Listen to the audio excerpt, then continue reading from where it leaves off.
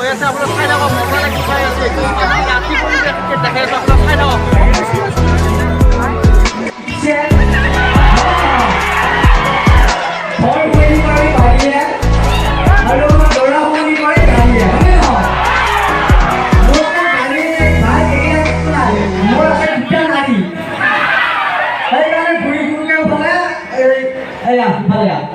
ইফালে পিছত থাকবা নালাগে ক'ৰবাত কাজিয়া কৰবি আকৌ দুইটা ইফালে নাই ইফালে এটা কৈছোঁ এহঁতক এইকাৰণে লৈ ফুৰা ঘৰত থাকিলে তাৰমানে কাজিয়া কৰে দৌৰা দৌৰি আৰু খুৰীহঁতে কাজিয়া নকৰিবি দেই ঘৰত থাকিলে আমাৰ চিৰিয়েল চাই খুৰীহঁতে আকৌ কেৱল কাজিয়া কৰিবি যে আমাৰ চিৰিয়েল চাই ইফালে আমি কেৱল মনোৰঞ্জন দিব লাগিহে কৰি থাকোঁ দে কিবা কবি নে নকোৱা হেৰি বাপ্পা ঐ কিমান মানুহ আছে দেখোনে হয় নেকি ভেলকি লাগছা মানুহ দেখা পাই হেৰি মানুহ পালানো সমাজৰে বাহাদুৰ ঘুমে আছে নাই বৰষুণত ধৰি আহিব লগা হ'লে বৰষুণ নিদিলে বঢ়িয়া লাগিল হয় কিন্তু বৰষুণটো অলপমান ডিষ্টাৰ্ব কৰিছে কিন্তু নেদাই ভগৱানৰ বিশ্বাস আছে হয়নে নহয় অলপমান ঠাণ্ডা পেলাইছে যিহে গৰম দিছিল হয়নে আৰু অমৰা ইফালে আৰু দাদাহঁত আছে ধুনীয়াকৈ গোটেই কৰ্মকৰ্তা দাদাহঁতলৈ ধন্যবাদ জ্ঞাপন কৰিছোঁ ইমান শৃংখলাবদ্ধভাৱে এই অনুষ্ঠানটো পাতিছে হয়নে নহয় আৰু এই কৰ্মকৰ্তা দাদাহঁতৰ কাৰণে এটা হাতৰ চাপৰি দিব লাগে সকলোৱে এই কৰোণা মহামাৰীৰ সময়তো ইমান সুন্দৰকৈ আপোনালোকৰ এই অনুষ্ঠান পাতিছে মাছেদিটো হয়নে অমৰা কৈ দিয়া আপুনি যে ইমান কথা কৈ আছে আপোনাৰ আৰু কোনে জন্ম দিলাৱে কিনো কৈ আহিলে কিনো কৰ্ম দিলা এইবিলাক ধৰ্মীয় অনুষ্ঠান মোক এতিয়া কোনে জন্ম দিলা সেইটো ক'ব লাগে তেতিয়াহ'লে আপুনি কিমান কথা কৈ আছে মই যেতিয়া সৰু আছিলোঁ তেতিয়া সুধে নাপালোঁ মায়েহে জন্ম দিলা নে দেউতাহে জন্ম দিলা আপোনাৰ মাথা চুলিটো নাই গোবাৰো নাই গোবাৰ থাকিলে অন্তত সাৰ পাই চুলি কেইডালে বাঢ়ি হয় চুলি দেখিছেনে নাই যাব এনে দিবহে মাৰা কঠি আহে কি কয় বাবা এইবিলাক পানীত দুখত ধৰি চুলি কেইডাল বেছি আকৌ ভেৰটেনি ধৰে কথাটো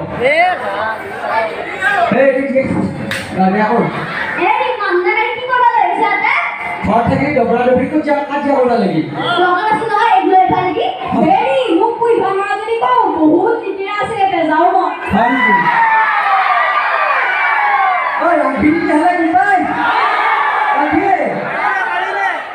যোৱা বস্তুটো কোনে ৰাখিয়ে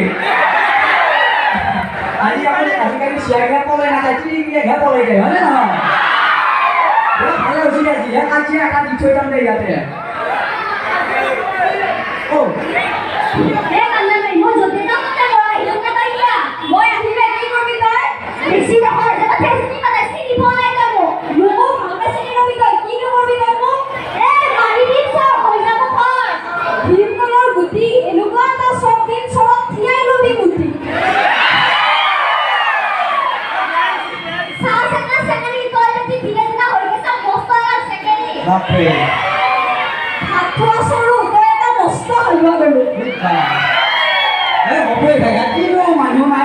মানুহ এটা হালোৱা গৰু হ'বই ঘৰতো কাজিয়া কৰে ইয়াতো মোক এটা সন্মান খেলাবলগীয়া আহিছে সিহঁতে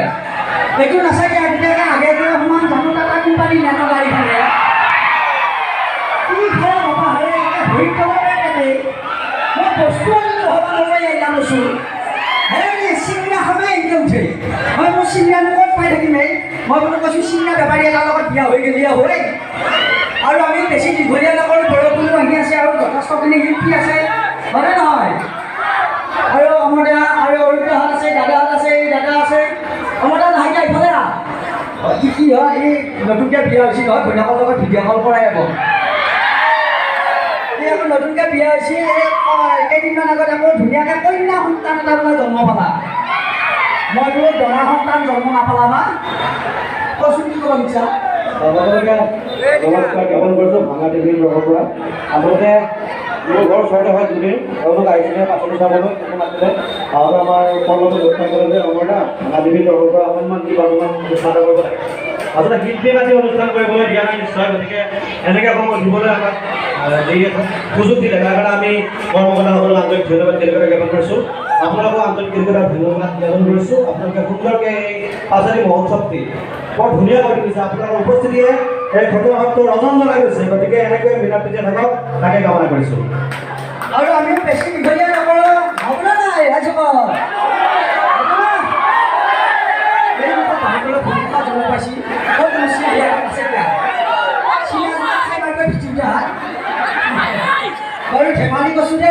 এই ল'ৰাবিলাকে কি ভাবি আছে জানেনে নাই এতিয়া লিখিলাই শুনা শুনা সভা সদ আমাৰ লগত চন হয় ন ল'ৰাবিলাকে নহয় ছোৱালীবিলাকে ভাবি আছে শুনা শুনা সভা সদ আমাৰ লগত চন ধুনীয়া ধুনীয়া ছোৱালী দেখা পালি ল'ৰাবোৰে দিয়ে বেলেগ চন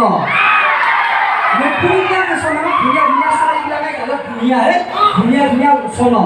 সেইকাৰণে দিয়ে ল'ৰাবিলাকে বেলেগ চন নিজকে ল'ৰাবিলাকে ভাবে ময়ে ঠিক চন হয় নে নহয় চিয়াবিলাকৰ কথা নক'লে আমি মানাই মাৰি আছে বেজাই এটা বাচি আপোনাৰ ছোৱালীবিলাকে আকৌ এনেকৈ ভাবি আছে আমি আকৌ ইয়াতে চিয়া বুলি কওঁ দৰঙত চিয়াবিলাকে এনেকৈ ভাবি আছে ৰঘুপতি ৰাঘৱ ৰাজা ৰাম আজি যালৈকে মন যায় তালৈকে যাম হয়নে নহয় ঠিকে ভাবি আছে আলেও এই ভাইহাতে পাছেদিকে পলাই নাকি গেলি ঘৰতে পলাই যাবি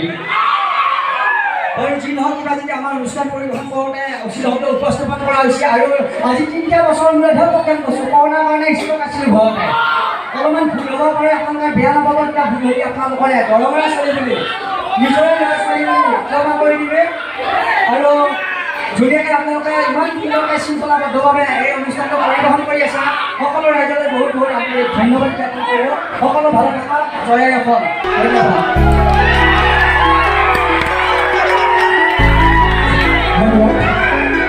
আমি সাংবাদিক হিচাপে